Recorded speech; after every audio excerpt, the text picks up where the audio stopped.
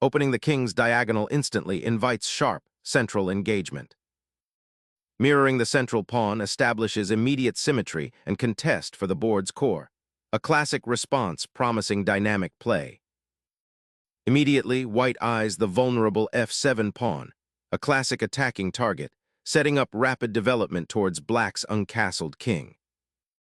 Knight develops to an active square, directly challenging white's bishop and preparing to castle. Solidifying the center, d3 reinforces the pawn chain and opens a diagonal for the queen, subtly preparing for queenside expansion. Developing the knight here solidifies central influence and prepares for queenside expansion, potentially pressuring white's king. Bolstering the center's influence, this knight subtly reinforces the d4 square, preparing for potential pawn advances and restricting black's pieces. Instantly challenging white's knight and creating diagonal pressure, black seeks to disrupt white's developing harmony and potentially win material or gain a positional advantage. This knight tucks back defensively, eyeing the d4 square and preparing to reinforce the center, a cautious approach aiming for solid development. Unlocking the center with this pawn thrust instantly challenges white's bishop and promises dynamic play across the board. Finally, white addresses the central tension, sacrificing a pawn for the immediate benefit of opening lines and potentially creating an isolated d-pawn for black. This exchange initiates a dynamic struggle, shifting the game from a positional buildup to a more tactical skirmish where piece activity will be paramount. Reclaiming that central pawn immediately addresses the prior pawn sacrifice, re-establishing a more balanced pawn structure and opening the knight's path to active squares. Securing the monarch is a paramount concern, and this castling maneuver accomplishes that with decisive action, immediately improving white's king's safety while simultaneously connecting the rooks for future operations along the open files that are beginning to emerge. The bishop bravely ventures to e6, aiming to disrupt white's kingside aspirations and potentially contest the d4 square, injecting immediate central dynamism. Challenging black's knight directly opens lines and disrupts the nascent coordination of black's pieces, potentially creating an outpost for white's knight on d6 if black isn't careful. Realigning the bishop to a more defensive square, black prepares to castle, reinforcing the king's safety while maintaining active piece play on the kingside, a prudent step given white's central pawn push and developing pieces. Reinforcing the central pawn structure, this advance prepares to contest the d5 square and potentially expand on the queenside, creating a more solid foothold for white's pieces and limiting black's immediate counterplay. Challenging the center with this pawn thrust opens lines prematurely, creating dynamic counterplay, but also weakening the king's shield significantly for little immediate gain. Launching a queen to b3 immediately confronts black's pawn chain and eyes the undefended c3 square, creating a dynamic tactical scenario that could lead to material imbalances or a positional squeeze if not handled precisely by black. A bold maneuver, aiming to disrupt white's central control and potentially gain initiative by creating threats along the queenside. This aggressive knight sortie sacrifices tempo for positional pressure, intending to force concessions or exploit weaknesses in white's pawn structure. Dislodging the queen and threatening a fork is the immediate goal here, injecting dynamism into the position.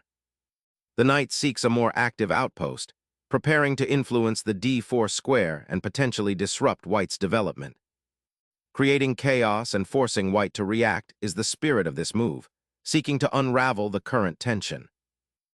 Targeting that knight on a5, while simultaneously forcing black's king's bishop back, opens up the d-file for potential future pressure and gains a tempo for white's queen. The knight on a5 finds itself in a precarious position, now confronted by an immediate threat of capture, forcing a careful consideration of its retreat or a defensive maneuver that might compromise pawn structure. Sacrificing the bishop on d5 fundamentally alters the pawn structure, creating a doubled pawn for black on the c-file while opening the e-file for white's rook. This exchange, though seemingly giving up material, aims to disrupt black's central control and potentially weaken their queenside defenses in the long run by simplifying the position and creating imbalances that white's pieces can exploit. Sacrificing the bishop pair for a potential open e-file could be a double-edged sword. While it offers some attacking avenues, it also potentially weakens the dark squares around your king. The immediate recapture is a natural reaction, but consider the long-term consequences of giving white a strong central pawn and increased control over key diagonals. You've now opened up lines for your rook, which is a positive development, but the material imbalance needs careful handling to ensure your pieces are well coordinated and actively participating in the defense and counterattack.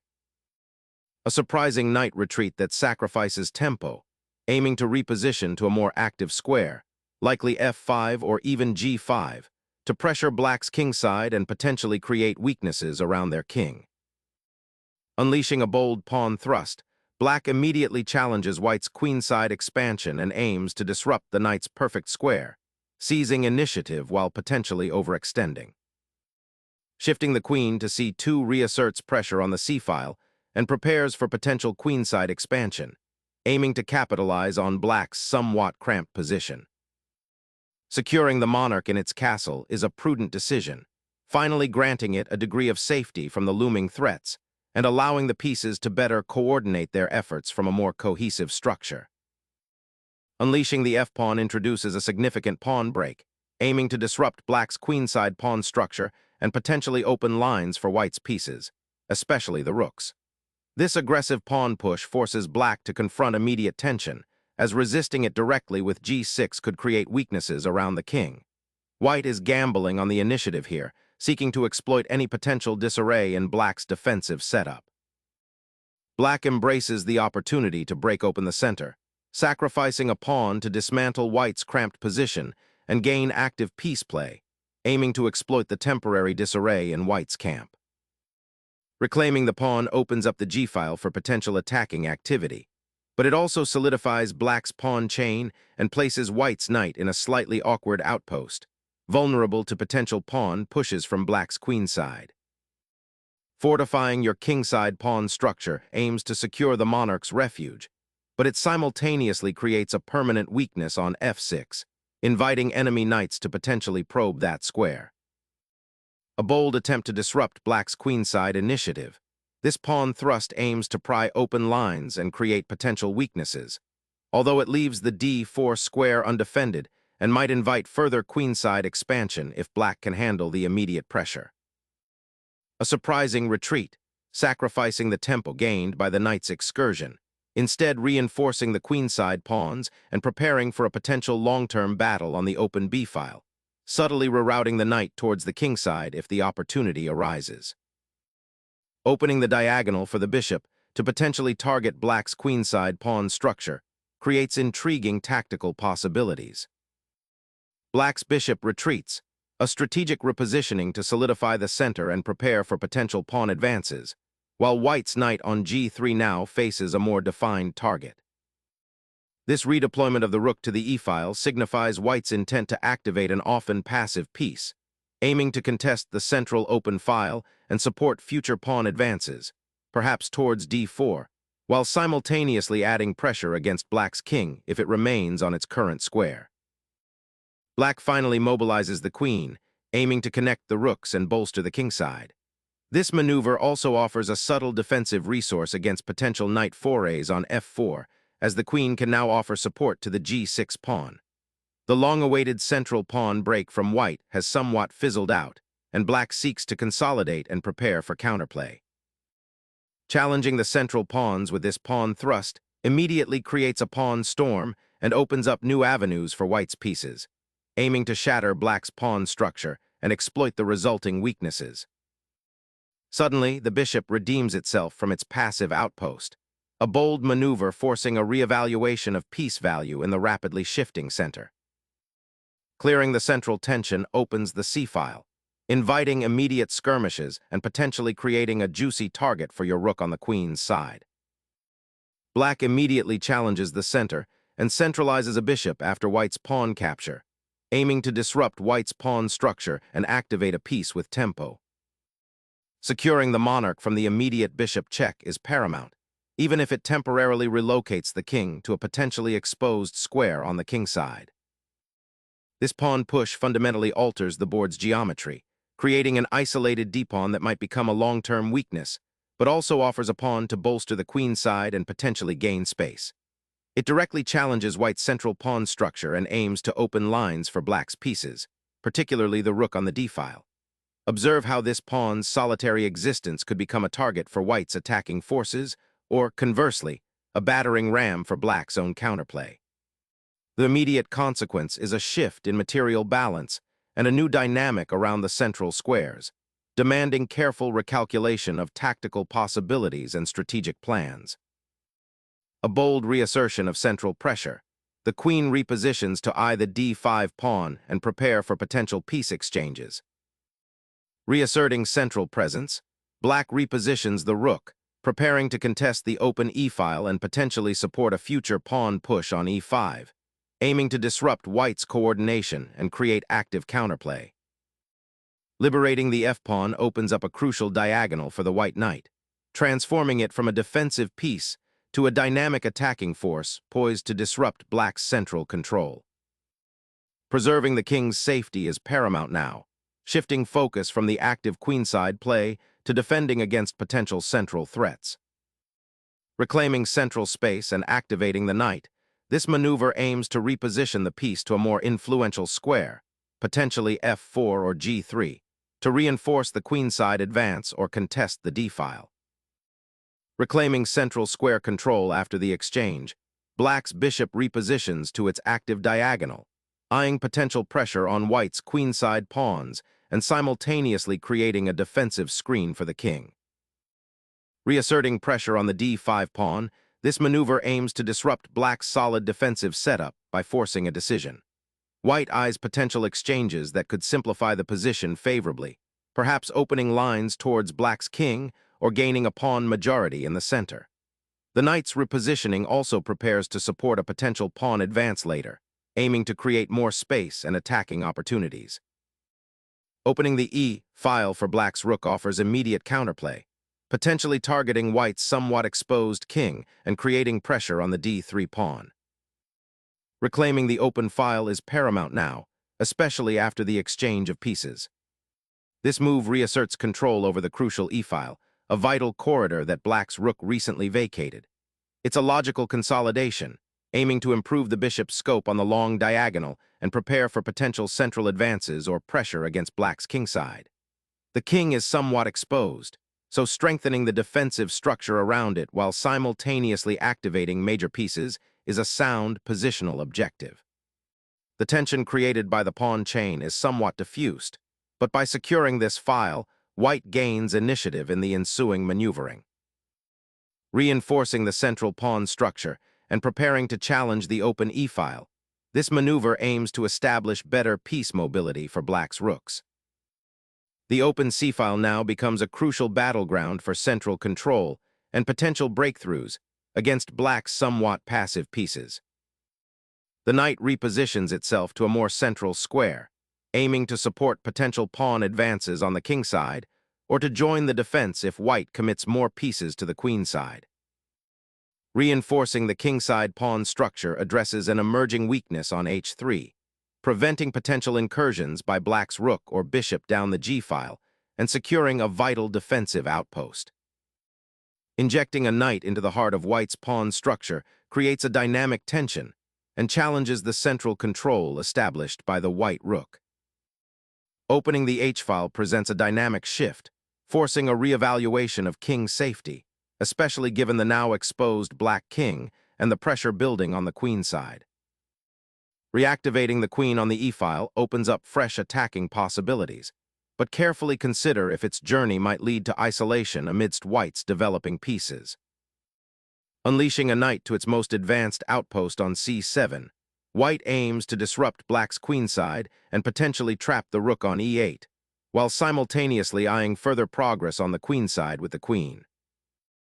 Exchanging queens here simplifies the position considerably, aiming to leverage the material advantage after the prior exchange and potentially exploit white's slightly awkward knight placement. This sequence of trades aims to steer the game toward a more manageable, albeit potentially still sharp, endgame scenario. This captures the pawn, opening up the file and creating an immediate imbalance, forcing black to consider how to defend the newly exposed weakness on the queen side. The rook's relocation to the open file immediately contests control of that crucial pathway, aiming to disrupt white's intended pawn advancement and potentially create counterplay along the third rank where the white king currently resides. Reclaiming the open file is paramount, as the exchange of queens simplifies the position towards an endgame where active rook play will be crucial. The bishop retreats to a safer square, seeking to re-establish influence on the queen side after its capture of white's pawn. The rook's audacious advance to the 7th rank completely dominates the open file, simultaneously threatening material and restricting black's bishop's mobility, setting up a potentially decisive queenside squeeze. The bishop sacrifices itself, aiming to disrupt white's passed pawn and create counterplay on the queen side. Retreating the rook to the 7th rank initiates a dangerous endgame scenario, aiming to exploit the backward pawn on b4 and potential weaknesses around black's king. A timely repositioning, bringing the bishop back to a more active diagonal, aiming to contest control of the central squares and potentially pressure white's pawn structure. Seizing the initiative, white's rook penetrates the enemy position, initiating an exchange that promises to simplify into a more favorable endgame, potentially exploiting black's slightly uncoordinated pieces.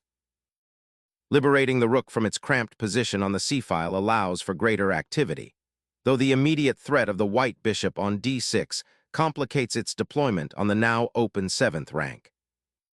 Solidifying the pawn structure on the queen side now presents white with a central outpost for the rook after the exchange, aiming to utilize the newly opened b-file for potential pressure. The king steps out, seeking a more active role in this unfolding endgame, potentially aiming to support the rook or even participate in pawn skirmishes.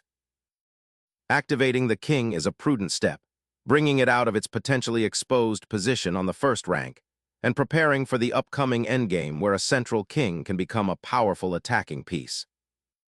Re-establishing the rook on the 3rd rank opens avenues for potential pawn advances and allows for better control over the c-file, threatening to infiltrate white's position and create dynamic play. Unleashing a pawn storm with g4, white initiates a daring attempt to shatter black's pawn shield and expose the king, even at the cost of creating potential weaknesses in his own queenside structure. Unleashing the pawn to capture opens a critical central file, potentially offering respite from white's cramping queenside initiative and paving a new path for black's remaining pieces to coordinate. Unlocking the kingside pawn structure with the hx-g4 advance is a pivotal decision, aiming to create immediate central tension and potentially disrupt black's pawn chain, offering a chance to activate the g-file for white's rooks or even launch a pawn storm. Recapturing on the b-file offers an immediate pawn exchange, simplifying the material balance and potentially leading to a more straightforward endgame where black's rook could become active. Pushing the g-pawn now creates a pawn chain that can be difficult for black to break through, and it also opens a path for the rook to potentially infiltrate along the 6th rank if the opportunity arises. The black king ventures towards the center, a bold maneuver aiming to participate in the endgame's inevitable pawn skirmishes and potentially offer support to the isolated rooks. The rook's active redeployment to the 7th rank aggressively pressures black's king, aiming to exploit the weakened pawn structure and create mating threats. Reactivating the king becomes paramount as the pieces clear from the center, seeking active participation in the remaining skirmishes. The capture of that pawn, though seemingly simple, unlocks the path for your rook to potentially become a mighty force on the 7th rank, creating significant pressure on black's queen side. The rook now has a clear path to pressure the enemy king, aiming to exploit the weakened pawn structure and force concessions.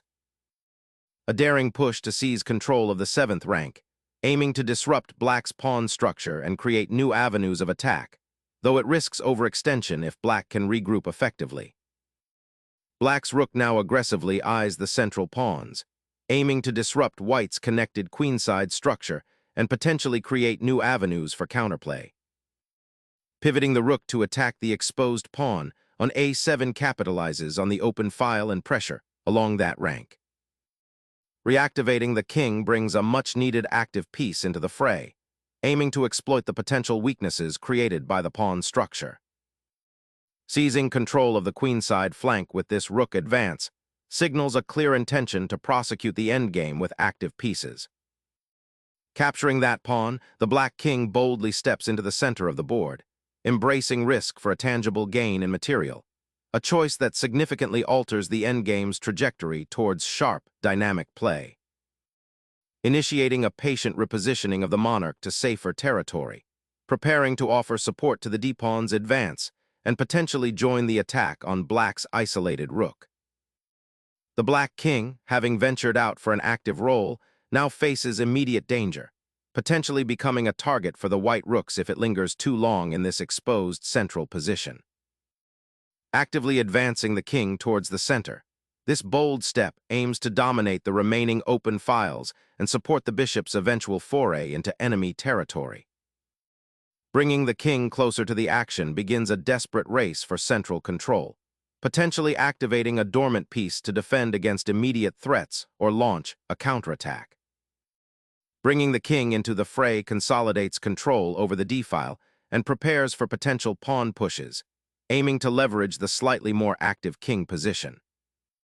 Mastering the transition into an endgame often hinges on precisely calculated pawn breaks.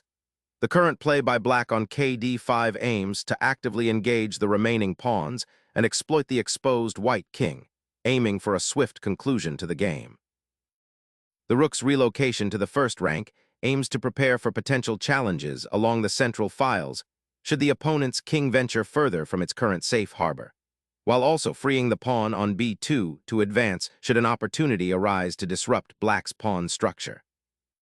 Opening up the g-file for the rook offers immediate attacking potential, aiming to dismantle white's pawn shield and create an avenue to the king. Activating the rook to a more dynamic square opens up new avenues for queenside pressure and potentially a breakthrough on the file, aiming to exploit black's somewhat passive pawn structure and create new weaknesses. The rook now infiltrates the queenside, seeking out weaknesses in white's pawn structure while simultaneously threatening the lone b-pawn. Unleashing a decisive check, this forces the black king to retreat and aims to consolidate white's material advantage, setting the stage for a swift endgame victory.